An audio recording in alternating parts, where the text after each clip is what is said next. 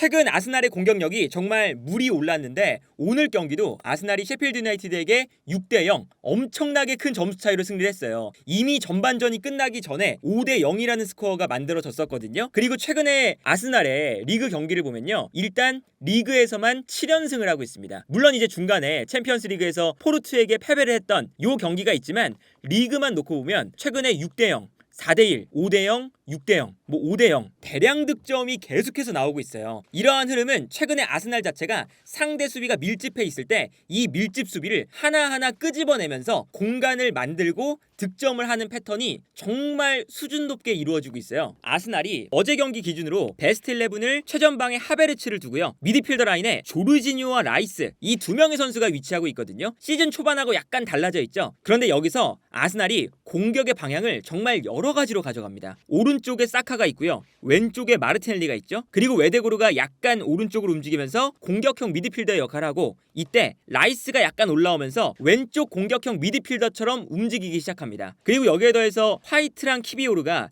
약간 가운데로 들어오는데 상황에 따라서는 화이트가 올라가면서 공격수가 최전방에 6명이 배치될 때가 있고요, 화이트가 올라가지 않을 때는 키비오르가 올라갈 때도 있고, 그리고 상황에 따라서는 조르지뉴가 약간 올라가면서 라이스가 하베르츠와 함께 박스 안으로 더 밀집해서 들어가는 이러한 전형을 보여줄 때도 있어요. 그러다 보니까 아스날이 기본적으로 공격을 할 때 5개의 채널로 공격을 하다가 순식간에 화이트가 올라온다 가정했을 때 6명까지 늘어나고요, 조르지뉴가 올라가면 거의 7명까지 늘어나는, 상대 수비 라인 사이사이에 공격 숫자를 엄청나게 늘리면서 공격이 전개되는 채널 자체를 수도 없이 만들어 놓습니다. 그리고 여기서 아스날의 가장 큰 강점은 아르테타 감독이 저렇게 공격 숫자만 단순하게 많이 만들어 놓는 게 아니라 공격 숫자가 많이 만들어진 상황에서 선수들이 유기적으로 움직이면서 수비를 끌어내는 플레이를 너무나도 잘하죠. 특히나 최근에 하베르츠와 라이스, 이 두 선수의 플레이가 굉장히 인상적인데, 하베르츠가 시즌 초반에는 아무래도 중앙 미드필더처럼 나왔잖아요. 그런데 하베르츠가 중앙 미드필더로 나올 때는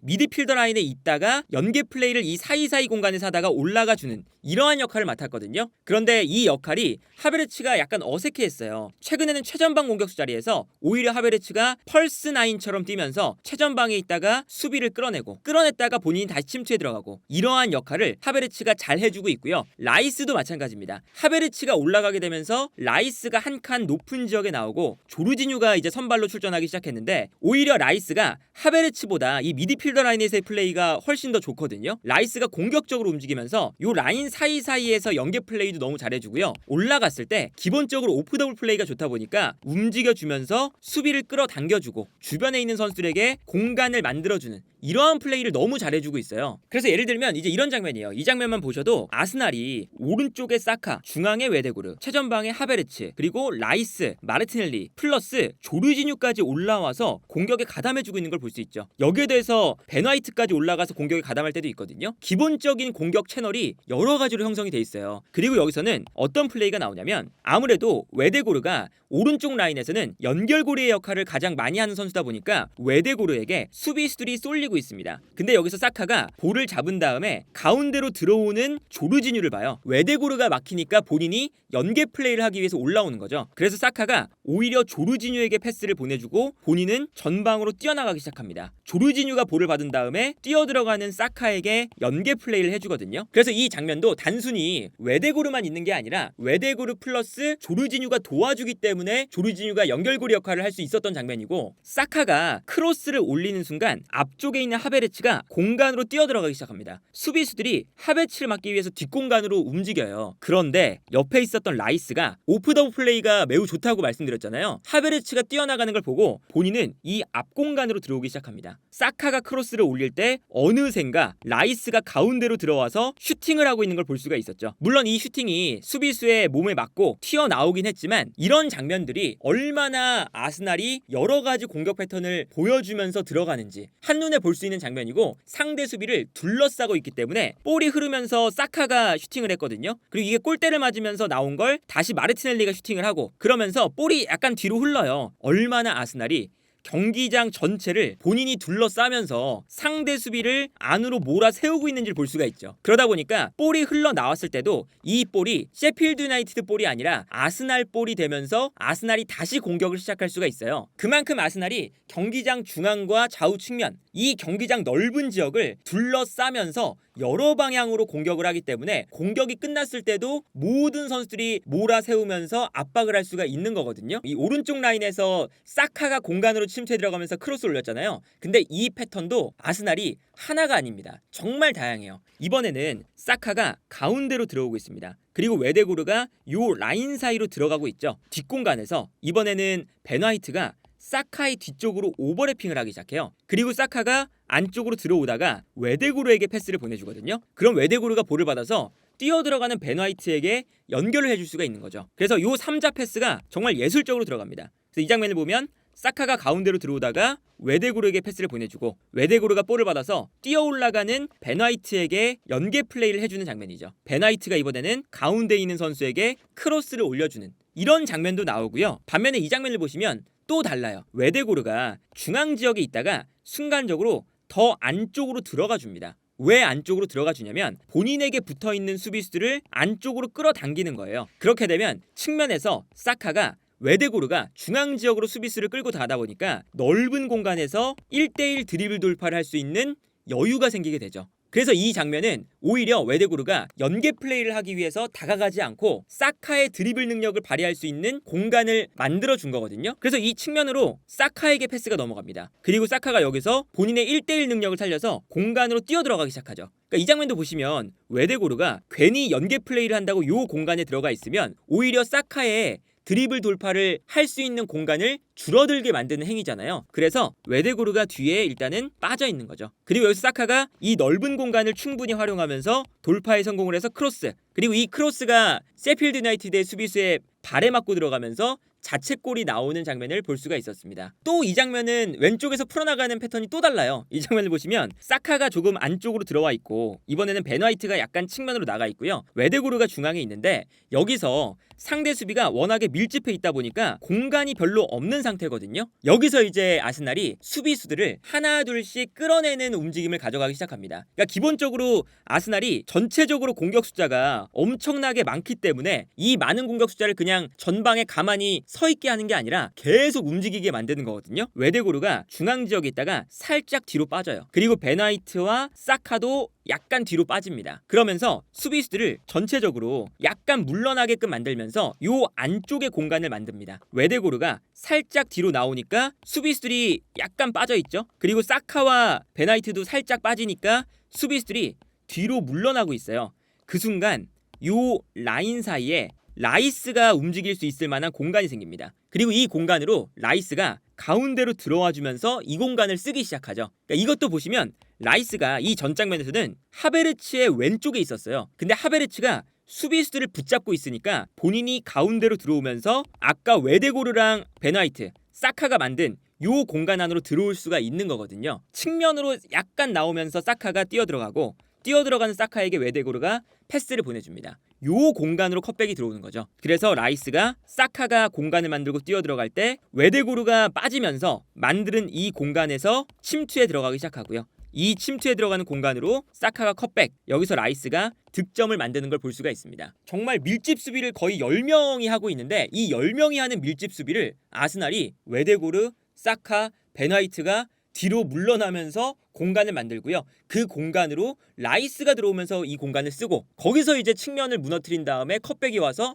라이스가 득점을 한다. 그러니까 이러한 일련의 과정들이 아스날 전체적으로 모든 선수들이 우리가 어떠한 공격 작업을 가져가겠다는 기본적인 개념들이 다 장착이 돼 있어요. 그러다 보니까 뭐 사카가 측면으로 빠질 때는 그에 맞는 공격 작업을 하고 뭐 사카가 가운데로 들어오고 웨데고르가 중앙으로 들어올 때는 그에 맞는 공격 작업을 또 가져가고 조르지뉴가 올라올 때는 또 다르게 벤 화이트가 오버래핑을 할 때는 또 다르게 정말 여러 가지 방식을 계속 만들고 있는 거거든요. 기본적으로 최전방에 하베르츠가 있고 이 옆으로 웨데고르가 올라가 있고요. 반대편에는 사카가 있습니다. 중앙 지역에 라이스가 올라가 있고 이때 마르티넬리가 가운데로 들어오죠. 그러면 그 순간 키비오르가 순간적으로 올라가면서 측면 공간을 쓰기 시작해요. 그리고 라이스가 올라가다 보니까 이 공간으로 조르지뉴가 올라오면서 연계 플레이를 하기 시작하죠. 그리고 키비오르가 오버래핑을 했으니까 마갈량이스가 이 공간으로 올라와서 키비로르의 공간을 채워주기 시작합니다. 이 왼쪽 라인에서의 움직임만 봐도요. 조르지뉴가 올라오고 마갈량이스가 올라오고 마르티넬리는 가운데,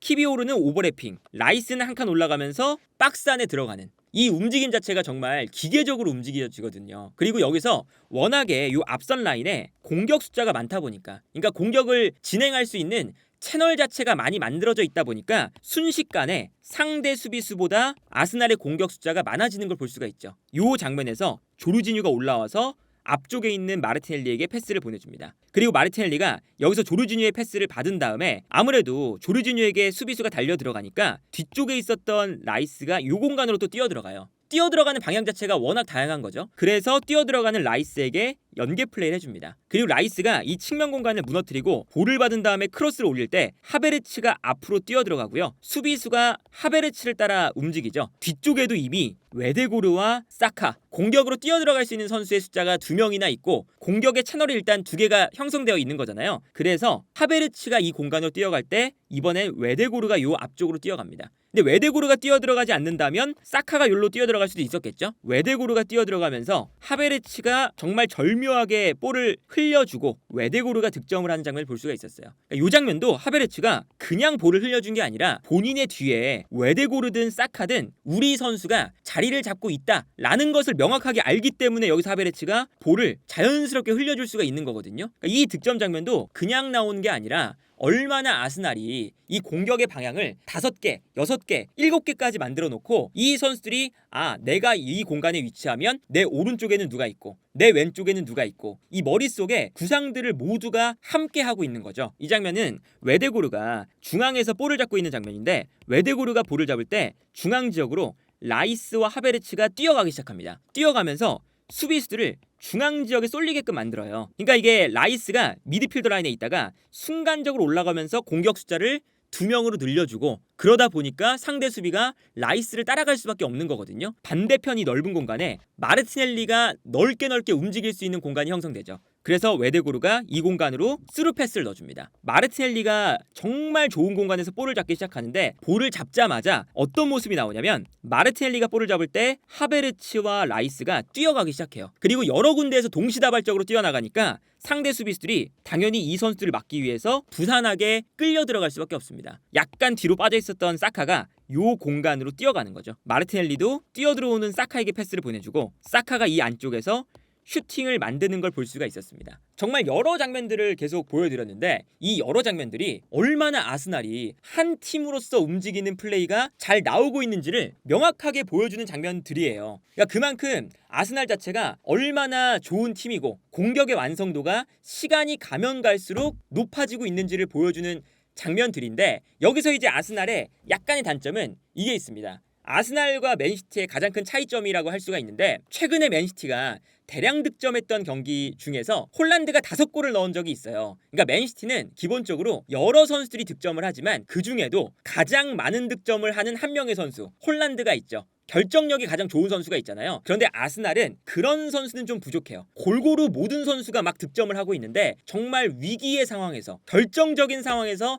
한 방을 터뜨려줄 그 선수는 비교적 불안하다고 볼 수가 있거든요. 그러다 보니까 이번 경기도 아스날이 6대0으로 득점을 했는데 웨데고르, 마르티넬리, 하베르츠, 라이스, 화이트 골을 넣었던 선수가 다 달라요. 자책골까지 해서. 이게 상대팀으로 하여금 어느 누가 득점을 할지 모른다는 정말 여러 가지 공격 채널을 활용해서 득점을 한다는 아스날의 강점이 발휘되는 것이기도 하지만 포르투전처럼 상대 수비가 너무나도 좋을 때 그리고 아스날의 공격이 매일매일 잘 될 수가 없잖아요. 한 번쯤은 답답한 경기가 있는데 결정력을 정말 극대한으로 끌어올려서 한 번의 찬스를 득점으로 만들어줄 수 있는 요 선수가 부족하다는 건 아스날의 약간의 단점이거든요.